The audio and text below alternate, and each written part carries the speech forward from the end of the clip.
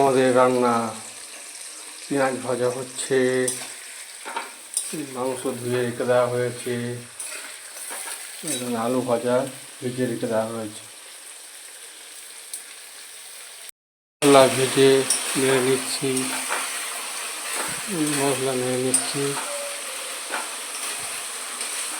নেওয়ার পর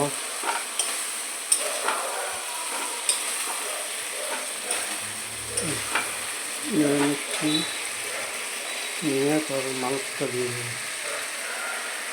মশলা নেড়ে নিয়েছি, মাংসটা ঢেলে দেবো।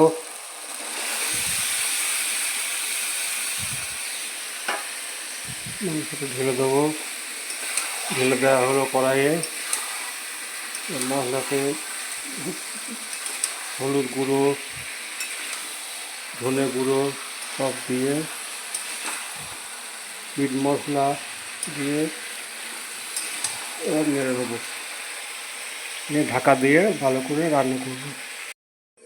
ঢাকা দেওয়া ছিল, ঢাকাটা খুলে নিচ্ছি, খুলে নিয়ে একবার দেখে নিচ্ছি।